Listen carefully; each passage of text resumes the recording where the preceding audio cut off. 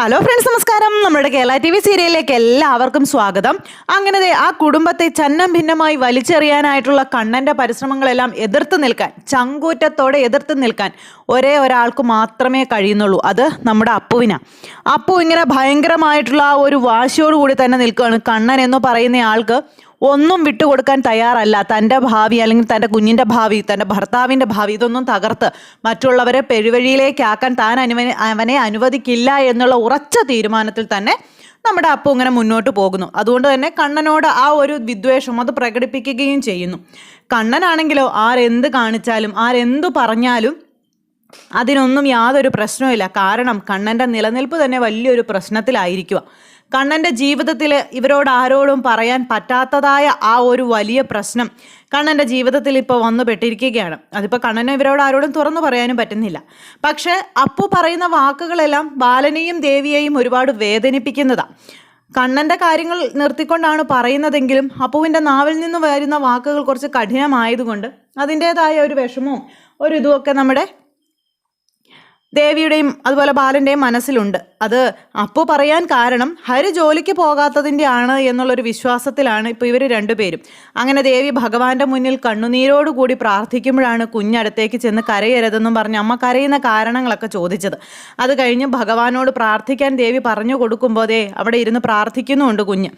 അങ്ങനെ ആ ഒരു എൻ്റെ അമ്മയെ കരയിക്കരുതെന്നൊക്കെ പ്രാർത്ഥിക്കുന്ന ആ ഒരു വാക്കുകളൊക്കെ കേട്ടപ്പോൾ നമ്മുടെ ദേവിയുടെ നെഞ്ച് ഒന്നും കൂടി ഒന്ന് പിടഞ്ഞു. പൊട്ടിപ്പോകുന്ന വേദനയോടെ ദേവി ഇങ്ങനെ പൊട്ടിക്കരയുക. പ്രാർത്ഥനയെല്ലാം കഴിഞ്ഞ് നമ്മുടെ ദേവി അടുക്കളയിലേക്ക് ചെന്നു.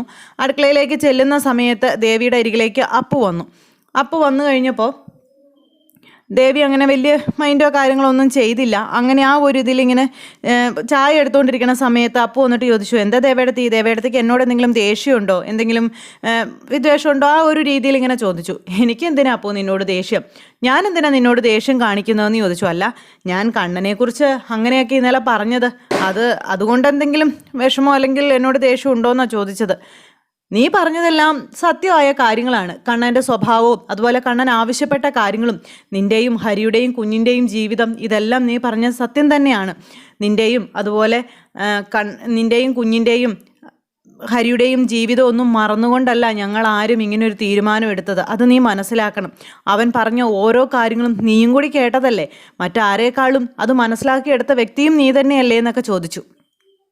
നിങ്ങളെ മറന്നുകൊണ്ട് ഞങ്ങൾ കണ്ണൻ്റെ കാര്യങ്ങൾ മാത്രം നോക്കുമെന്നുള്ള നിങ്ങളുടെ ഒരു വിശ്വാസം അതൊരിക്കലും ശരിയല്ലെന്നും പറഞ്ഞു.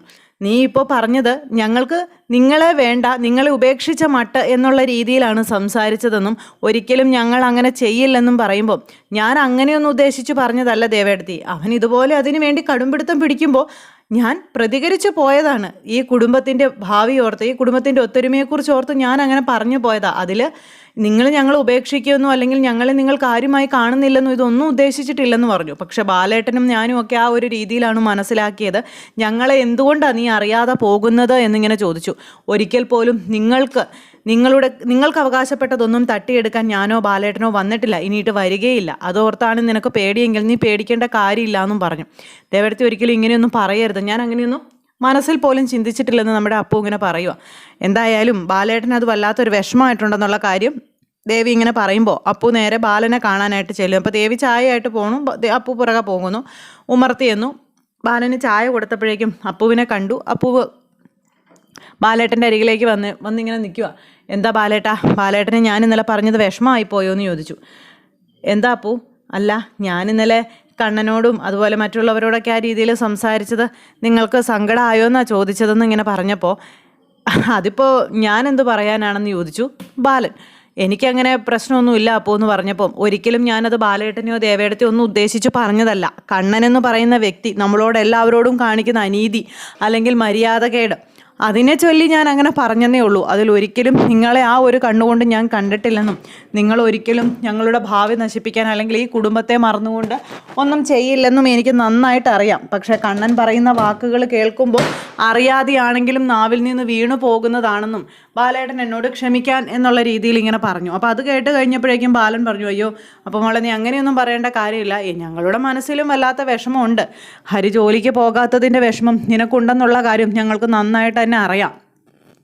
പക്ഷേ അവനോട് പറയാനല്ലേ ഞങ്ങൾക്കും കഴിയുകയുള്ളൂ, അല്ലാതെ മറ്റൊന്നും ഞങ്ങൾക്ക് ചെയ്യാൻ കഴിയില്ലല്ലോ എന്നും പറഞ്ഞ് അങ്ങനെ ബാലനും പറയും കേട്ടോ. അത് പറഞ്ഞ് ബാലൻ അകത്തേക്ക് കയറി പോയി. അപ്പോൾ ഇങ്ങനെ ഇവിടെ വിഷമിച്ച് നിൽക്കുന്നു. അപ്പോൾ ദേവി പറഞ്ഞു അതങ്ങ് വിട്ട് കളഞ്ഞാൽ ഇനിയിപ്പോൾ അതിനെപ്പറ്റി ചിന്തിക്കേണ്ട കാര്യമില്ലെന്ന്. അങ്ങനെ ആ ഒരു സംഭവം അവിടെ കഴിഞ്ഞു കേട്ടോ.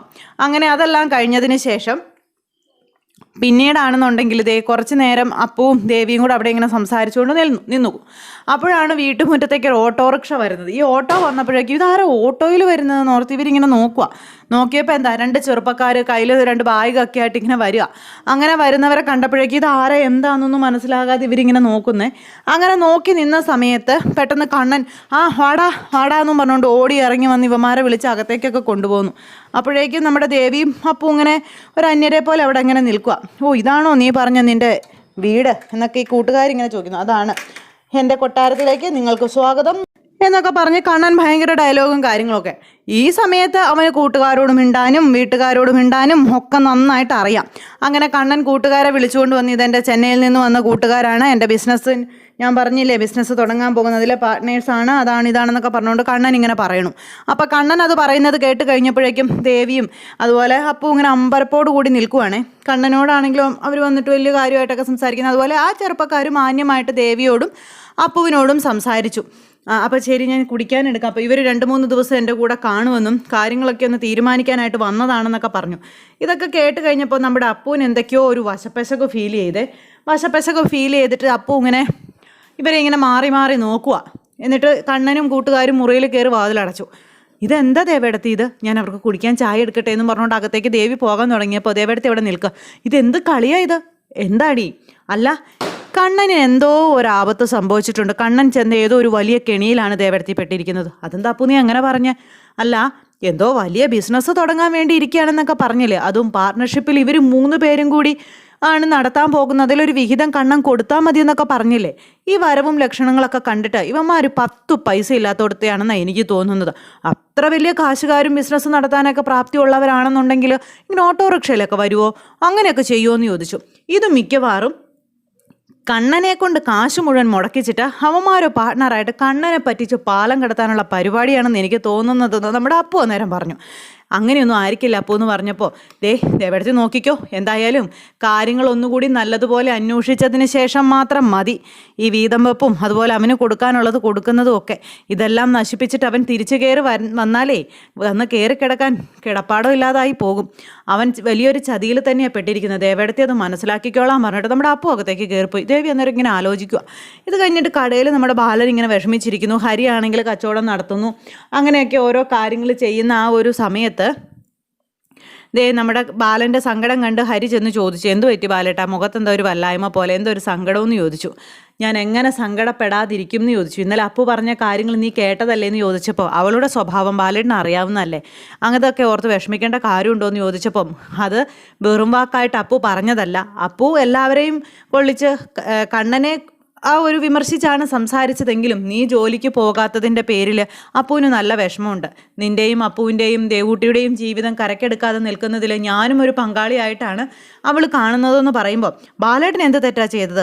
ബാലേട്ടൻ ഒരു തെറ്റും ചെയ്തിട്ടില്ലല്ലോ എന്ന് പറഞ്ഞു. അത് നിനക്കും എനിക്കും അറിയാം. പക്ഷെ നീ ജോലിക്ക് പോകാത്തത് പോലും ഞാൻ കാരണമാണെന്നും നിന്നെ ജോലിക്ക് വിടാതെ ഞാൻ കടയിൽ പിടിച്ചു വെച്ചിരിക്കുകയാണ്, ഇവിടുത്തെ ജോലി ചെയ്യിപ്പിക്കുകയാണ് എന്നൊക്കെയുള്ളൊരു തോന്നലാണ് അപ്പുവിൻ്റെ മനസ്സിൽ കയറി പറ്റിയിരിക്കുന്നത്. അതിന് കാരണക്കാരൻ അത് നീ തന്നെയാണ് ഹരി, അല്ലാതെ അതിന് മറ്റാരെയും നീ പഴിക്കണ്ട എന്നും പറഞ്ഞുകൊണ്ട് ഇങ്ങനെ പറയുക.